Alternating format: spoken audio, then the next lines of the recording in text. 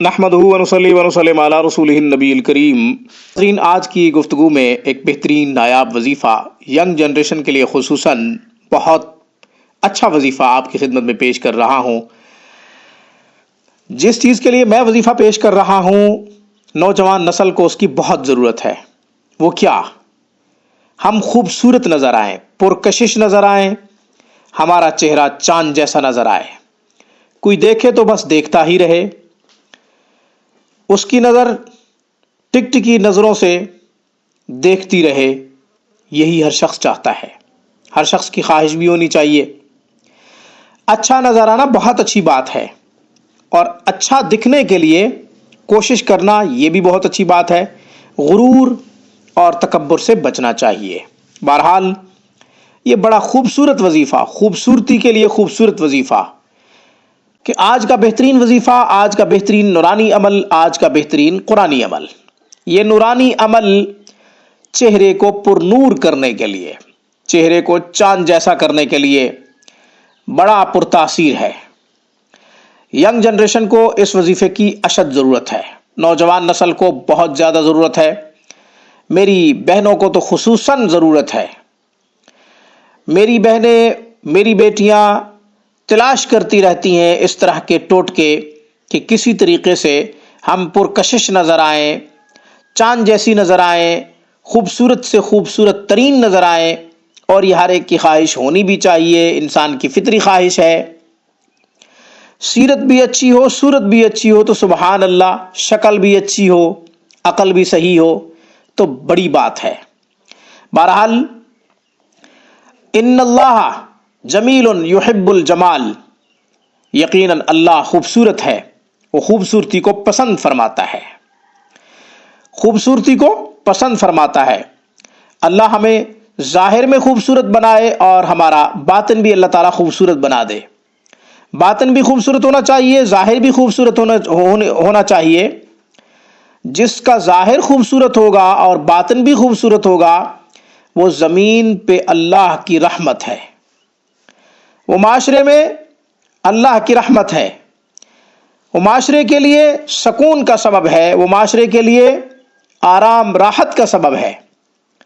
بہرحال چہرے کی خوبصورتی کا، چہرے کو ماہ بدر جیسا بنانے کے لیے، 14ویں کے چاند جیسا بنانے کے لیے، یہ آیت مبارکہ میں نے سورۃ آل عمران سے لی ہے، آیت نمبر 107، آیت نمبر 107 107 آیت مبارکہ کا کچھ حصہ میں نے 107 نمبر آیت سے لیا ہے، اس کی میں تلاوت کر دیتا ہوں اور اس کا طریقہ بھی بتا دیتا ہوں۔ اعوذ باللہ من الشیطان الرجیم، بسم اللہ الرحمن الرحیم۔ وَأَمَّا الَّذِينَ ابْيَضَّتْ وُجُوهُهُمْ فَفِي رَحْمَةِ اللَّهِ هُمْ فِيهَا خَالِدُونَ وَأَمَّا الَّذِينَ ابْيَضَّتْ وُجُوهُهُمْ فَفِي رَحْمَةِ اللَّهِ هُمْ فِيهَا خَالِدُونَ وَأَمَّا الَّذِينَ ابْيَضَّتْ وُجُوهُهُمْ فَفِي رَحْمَةِ اللَّهِ هُمْ فِيهَا خَالِدُونَ۔ اس آیت مبارکہ میں دو گروہوں کا ذکر کیا گیا ہے۔ کفار کے چہرے سیاہ ہوں گے، کفار کے چہرے سیاہ ہوں گے، فساق فجار کے چہرے سیاہ ہوں گے قیامت کے دن، اور نیک لوگوں کے چہرے خوبصورت ہوں گے قیامت کے دن، اور وہ اللہ کی رحمت میں ہوں گے، اور وہ ہمیشہ اللہ کی رحمت کے سائے میں رہیں گے۔ سبحان اللہ۔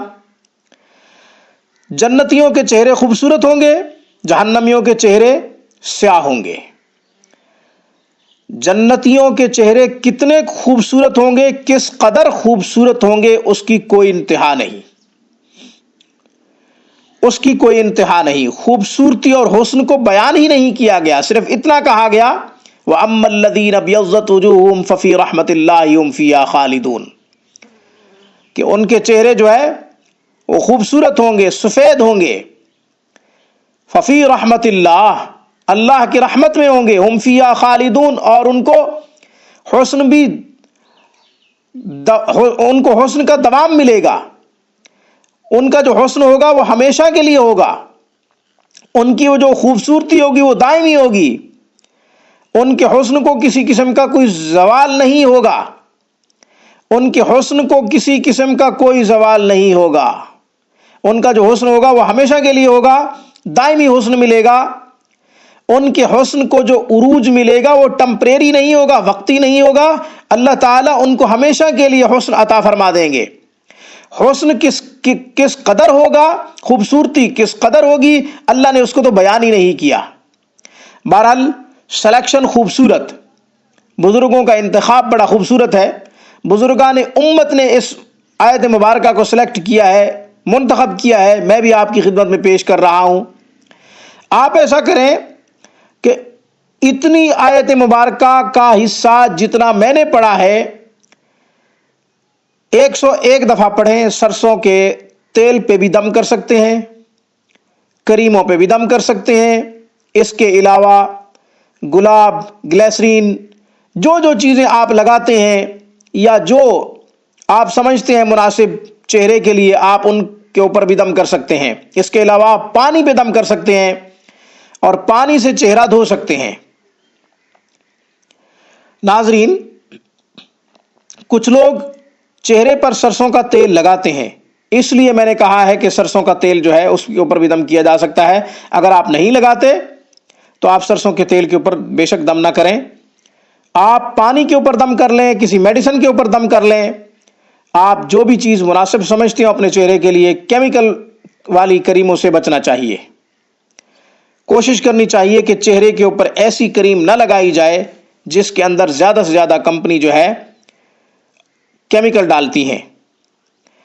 مجھے اس پیغام کے ساتھ اجازت دیجیے. جب بھی کوئی مصیبت پریشانی لاحق ہو، سجدریز ہو کر اپنے رب کو پکاریں اور اپنے تمام مسائل کا حل قرآن و سنت سے تلاش کیجیے. رجوع اللہ ہمارے تمام مسائل کا حل ہے. میری طرف سے السلام علیکم ورحمۃ اللہ وبرکاتہ.